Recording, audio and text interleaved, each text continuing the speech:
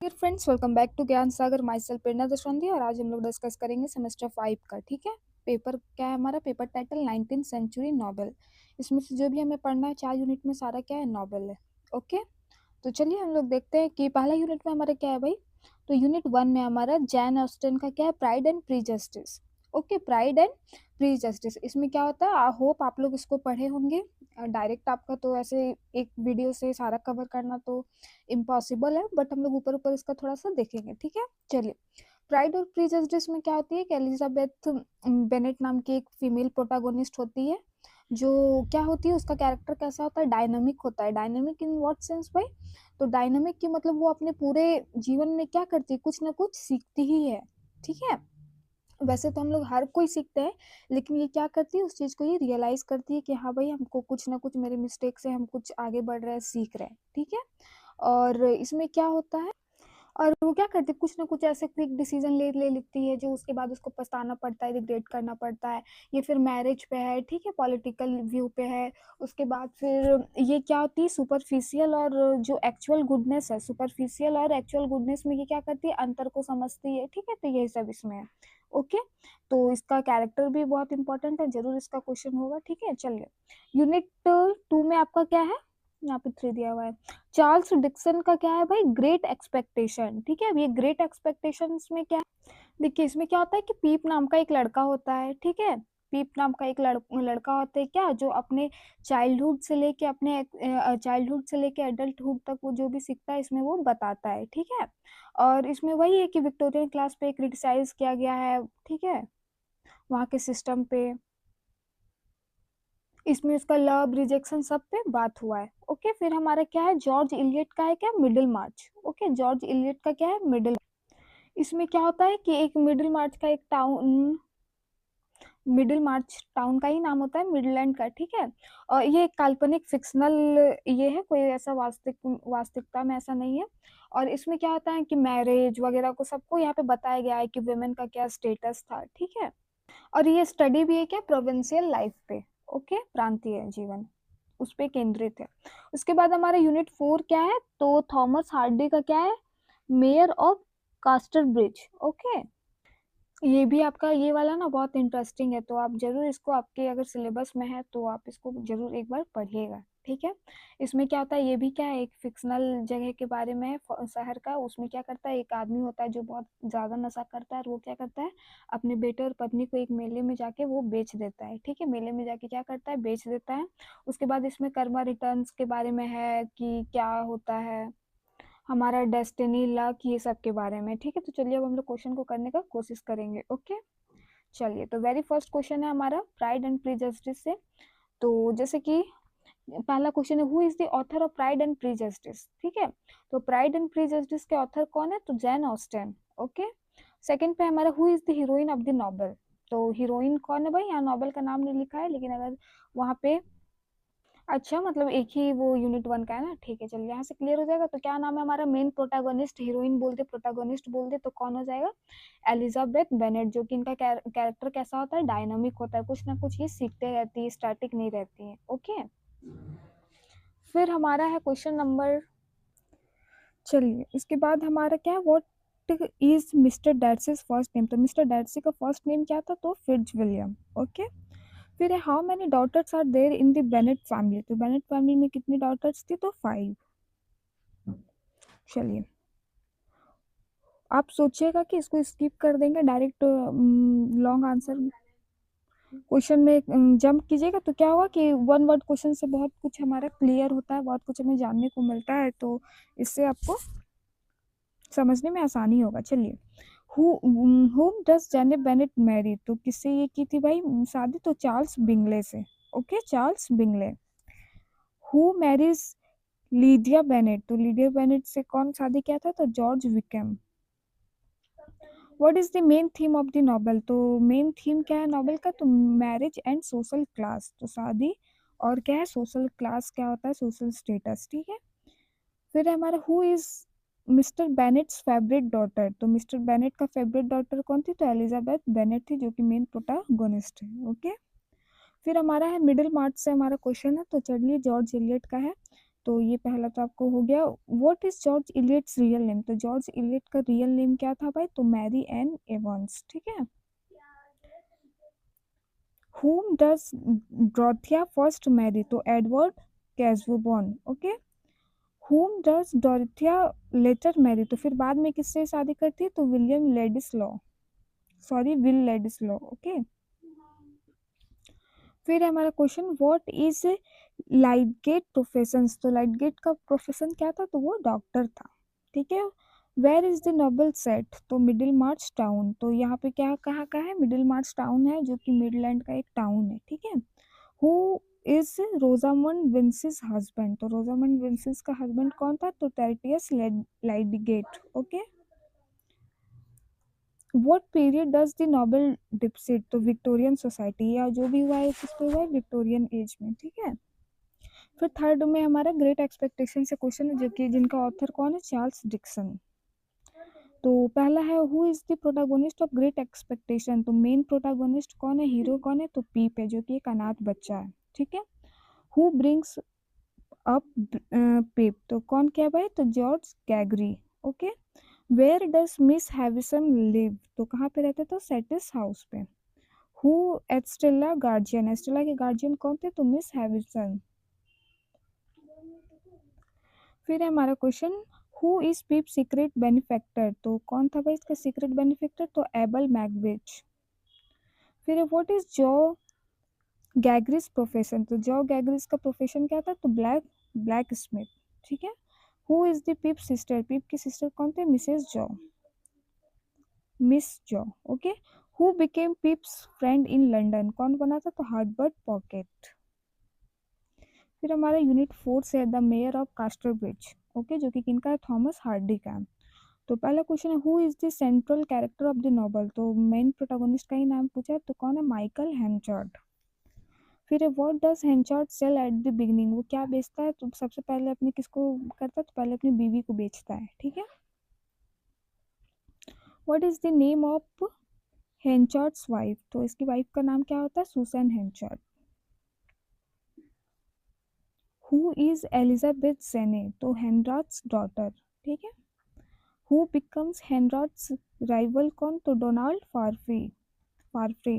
Where is the novel set? तो Casterbridge का बात है, कहानी है कास्टर ब्रिज के टाउन का नाम है, ठीक है। What is Henchard's occupation? तो हेंचार्ड्स का ऑक्यूपेशन क्या था? Mayor and concern, sorry, corn merchant.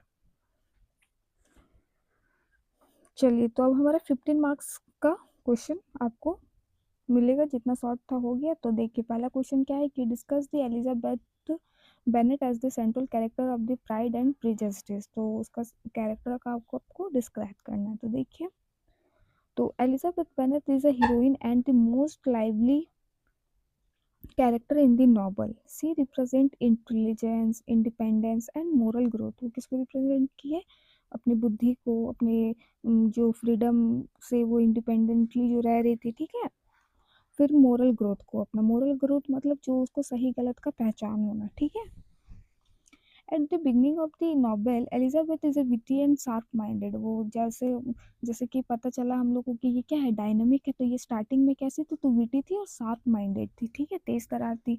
But she is also prejudice. She quickly जज Mister Darcy as proud and arrogant and trust with him without proper understanding. और वो क्या करती थी कि अब मतलब जानने से पहले क्या कर देती थी? प्री एक पहले से ही जजमेंट दे देती है। जैसे हम लोग का भी बहुत किसी का ये क्या होता है, आदत होता है ना। This shows her tendency to जज people based on first impression, है ना। और ये इसको क्या कर रहा है कि इसका ये आदत को बता रहा है कि वो किसी भी व्यक्ति को क्या करे? First impression is the last impression के बेसिस पे वो क्या करे? किसी को जज कर दे रही है, बता दे रही है, ठीक है। एज द स्टोरी प्रोग्रेस, जैसे जैसे कहानी बढ़ता है, Elizabeth under go self realization. उसको क्या होता है? सेल्फ रियलाइजेशन होता है।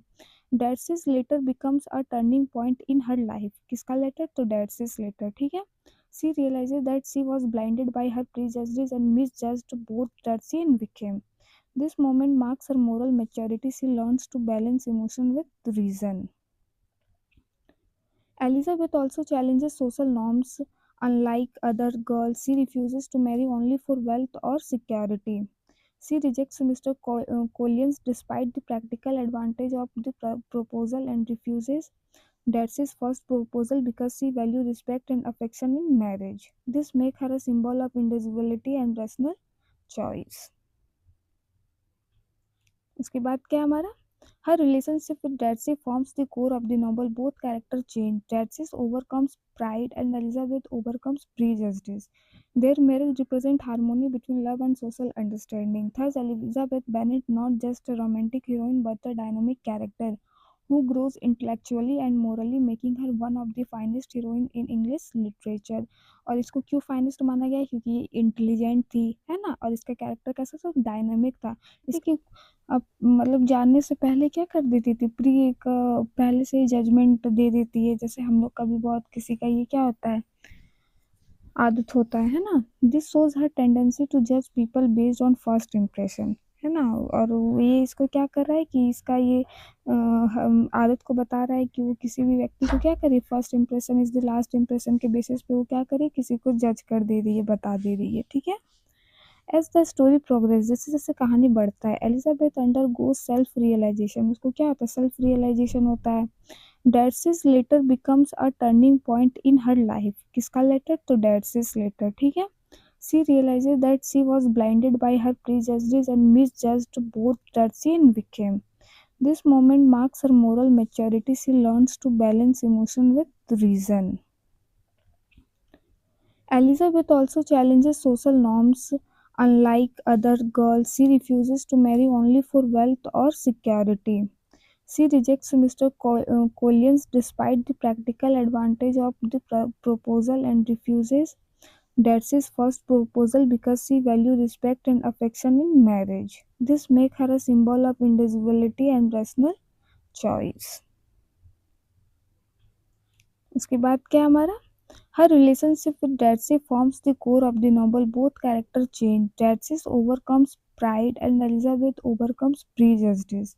Their marriage represents harmony between love and social understanding. Thus, Elizabeth Bennet not just a romantic heroine but a dynamic character who grows intellectually and morally, making her one of the finest heroine in English literature. और इसको क्यों finest माना गया है? क्योंकि ये intelligent थी, है ना, और इसका कैरेक्टर कैसा था? डायनामिक था।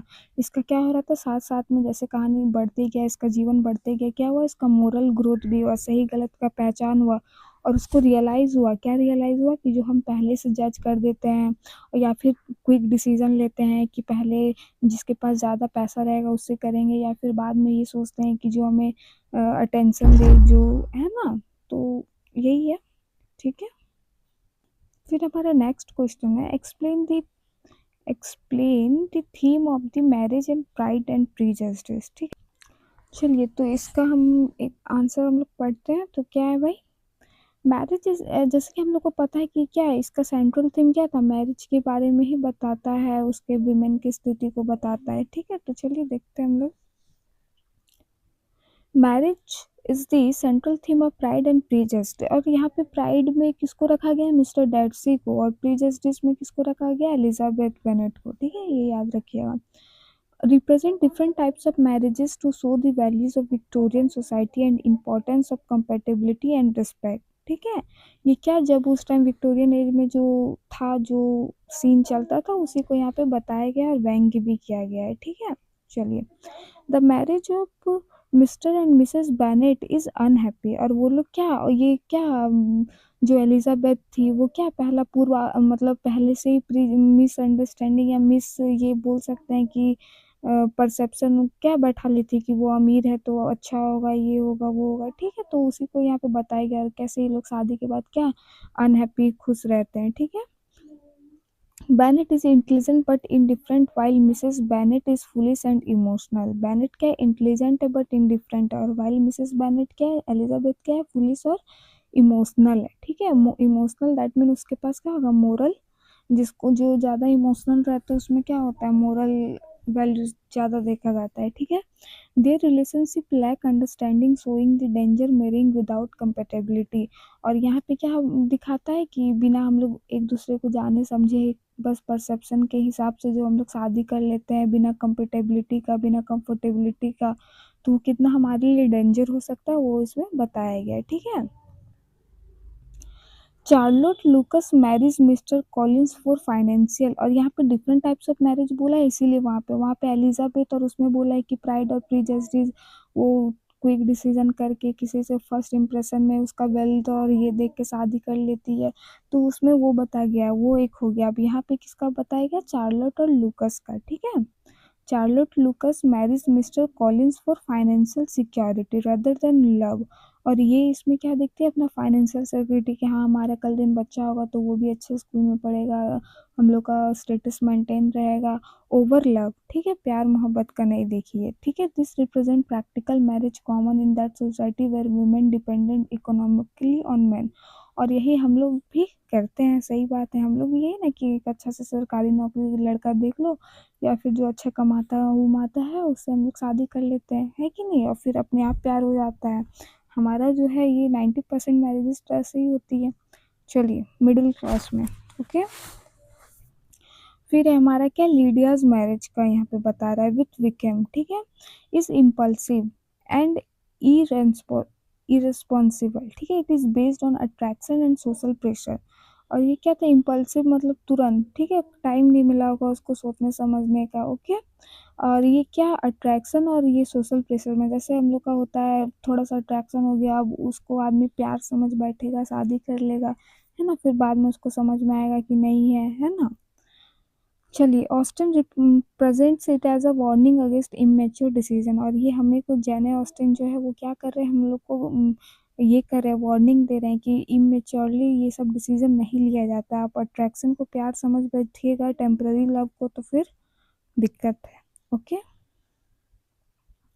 और ये सब को भी हम बोलेंगे कि आप लोग भी अगर कभी शादी वादी करते हो, ये करते हो, तो ये नहीं कि हमारा 1 साल का प्यार है तो चलिए हम लोग शादी कर लेते हैं, नहीं। जब तक आप अच्छे से समझोगे कि बहुत सारा चीज़ अट्रैक्शन होता है, लेकिन उसको हम लोग लव समझ के बैठ जाते हैं, फिर बाद में हम लोग को रियलाइज़ होता है, तो अच्छे से समय दे के करना है, ठीक है। चलिए, in contrast, Jane and Bingley's marriage represent ideal affection and harmony. They are kind-hearted and compatible. और ये क्या है, एक पॉजिटिव का यहाँ पे बताया जा रहा है कि वो लोग एकदम क्या थे, कंपैटिबल थे, खुश थे, है ना। फिर फाइनली क्या होता है, Elizabeth and Darcy's marriage represent the perfect union of love, respect and personal growth, both learn from their mistake before marrying, okay.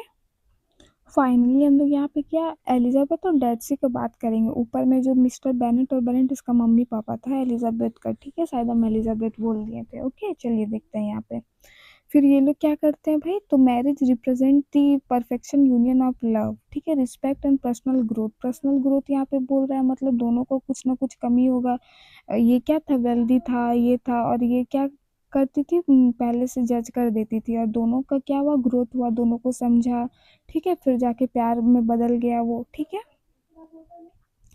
Through this marriages Austin shows that true marriage should be based on understanding, respect, emotional maturity rather than wealth or social pressure, okay. जो सही मायने में जो शादी होना चाहिए वो क्या होना चाहिए, मैच्योरिटी रहना चाहिए, प्यार होना चाहिए, रिस्पेक्ट होना चाहिए, ना कि क्या होना चाहिए कि सोशल प्रेशर में आके या फिर उसका वेल्थ देख के हम उससे शादी कर ली, ओके, नहीं।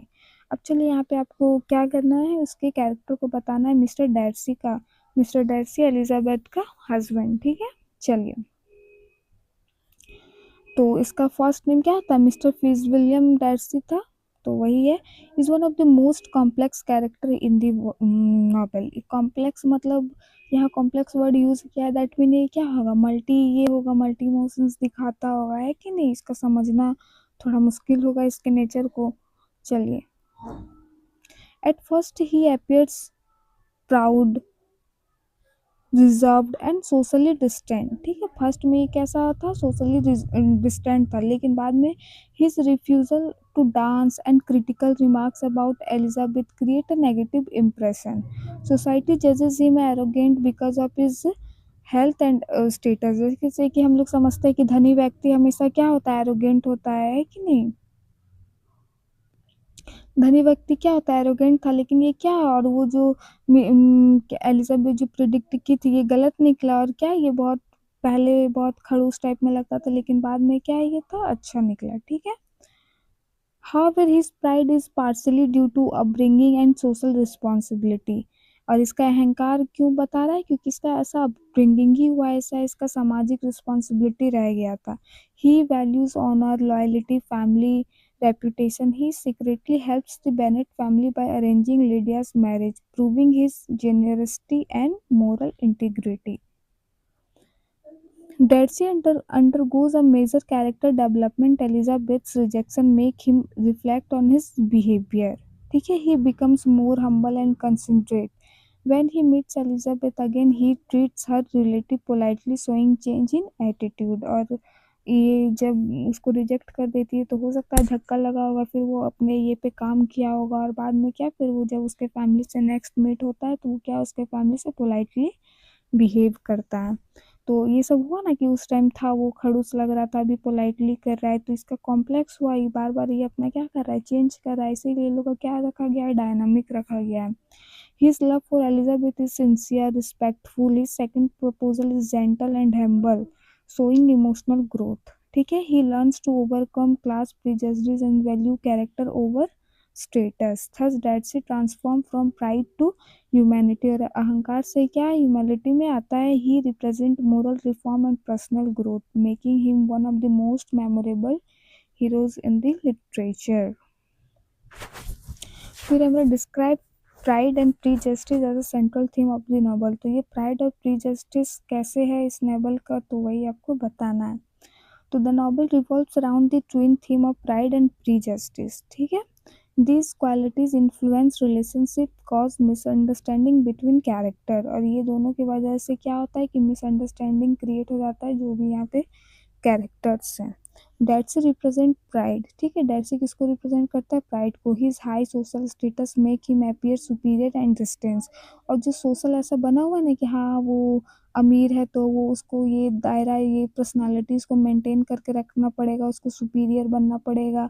तो वही यहाँ पे इसको बता रहा है कि उसका अपब्रिंगिंग ही ऐसा हुआ है कि वो ऐसे बिहेव कर रहा है. ठीक है, his pride prevents him from expressing feeling politely and leads other misunderstanding him. और जो उसका पास इतना पैसा कौड़ी स्टेटस था वो उसको मजबूर कर रहा था वैसे बिहेव करने में. ठीक है, Elizabeth represent prejudice. She forms opinions quickly and trust appearance.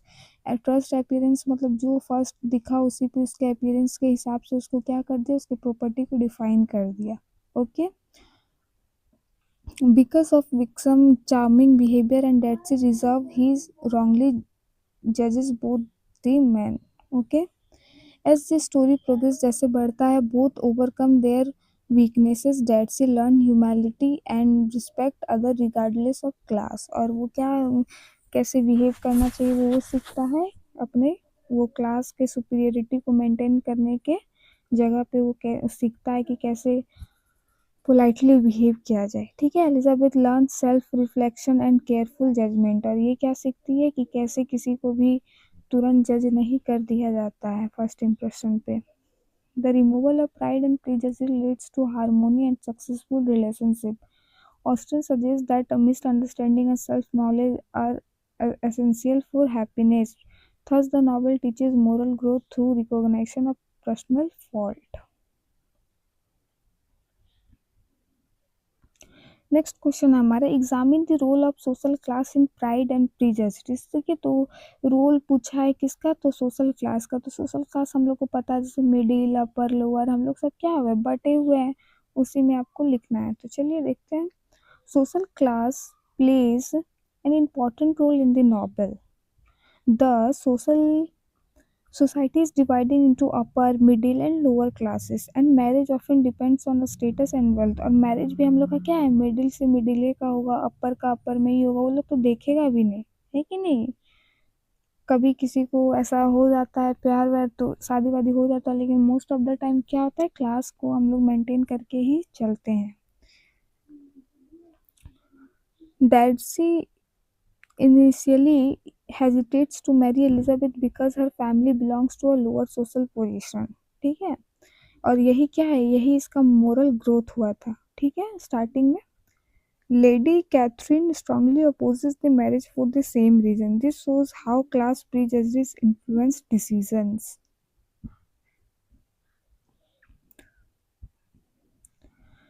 The Bennet family represent middle class trying to improve status through marriage. और जो ये बेनेट का फैमिली था वो क्या, वो सोच रहा है कि हम अगर अमीर से शादी करेंगे तो फिर हम भी अमीर हो जाएंगे, वो सोच रहा है कि नहीं, बैक सपोर्ट मिल जाएगा। The family represent the middle class trying to improve status through marriage. Mrs Bennet constantly seeks wealthy husband for her daughters. और ये क्या हमेशा अपनी जो उसकी 5 जो डॉटर थी वो क्या करती थी, उसके लिए एक वेल्दी, रिच और हाई क्लास का लड़का ढूंढते रहती थी, दामाद उसका पति, ठीक है। However, Austen criticizes rigid class distinctions. She shows that character is more important than rank. और ये क्या बताती है, किसी का कैरेक्टर मोर इम्पोर्टेंट होता है, किसी का भी रैंक, जो upper class, middle class, lower, ये जो हम लोग डिवाइड किए क्या किए, रैंक में ही तो बांटे हैं, है कि नहीं, उसके कैरेक्टर से तो नहीं बांटे। जरूरी नहीं है कि वो अमीर है तो वो सुपीरियर और बहुत ज़्यादा उसका प्राइड में ही रहेगा, नहीं रहेगा, लेकिन ऐसा बना ही दिया गया है ना। Elizabeth's intelligence and morality make her worthy of Darcy despite social differences. By the end, love and understanding overcome social barriers. Austen promote equality of character over birth and wealth.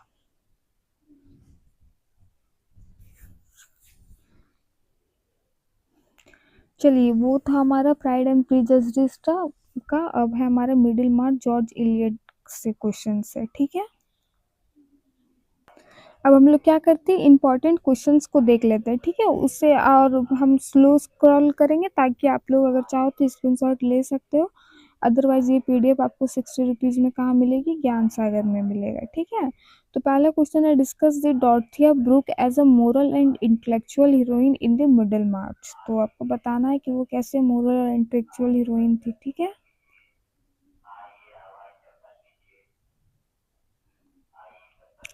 फिर है हमारा, analyse the character of Titus Lydgate and his tragic failure.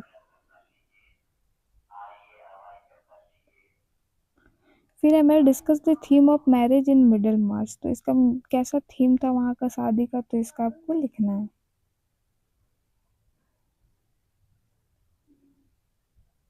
फिर explain the realism as reflected in Middlemarch. Middlemarch 5 में, examine the role of society and community in shaping individual destiny in Middlemarch. क्या society और community का योगदान रहता है, ठीक, किसी भी इंडिविजुअल के डेस्टिनी के शेप करने, मतलब शेप मतलब देना, ठीक है। फिर है मेरा ग्रेट एक्सपेक्टेशन है, चार्ल्स डिक्सन का। तो पहला क्वेश्चन है, discuss the character of development of Pip in Great Expectation. फिर कैरेक्टर डेवलपमेंट लिखा है, मतलब ये भी अपना जीवन से कुछ ना कुछ सीख रहा है, रियलाइज कर रहा है ना। ये पुअर था पीप, है ना। फिर है, analyse the character of Miss Havisham and her role in the novel. Third में, discuss the theme of social class and ambition in Great Expectations. Four में, examine the role of Magwitch as a father figure in the novel. Five में, discuss Great Expectation as a Bildungsroman novel of growth. Unit 4 में the Mayor of Casterbridge का है, और इससे discuss the Michael हेनरिचार्ड as a tragic hero in the Mayor of Casterbridge. फिर हमारा, analyse the role of fate and coincidence in the Mayor of Casterbridge. फिर third में, discuss the theme of character versus destiny in the novel. Four में, examine the role of women character in the Mayor of Casterbridge. Five में, discuss the importance of setting and rural life in the novel. चलिए इतना है, अगर आप बोलिएगा तो इसका भी हम लोग क्या करेंगे, वीडियो बना के इसका भी ये कर देंगे, ठीक है। टाइम ये है थोड़ा सा, इसीलिए चलिए इसका 60 रुपीज़ में आपको मिलेगा ज्ञान सागर ऐप में, तो आप कर सकते हैं। अदरवाइज आप कमेंट कीजिएगा तो इसका हम लोग नेक्स्ट पार्ट लाएंगे और ये सबका आंसर डिस्कस हो जाएगा, ठीक है। Thank you for watching.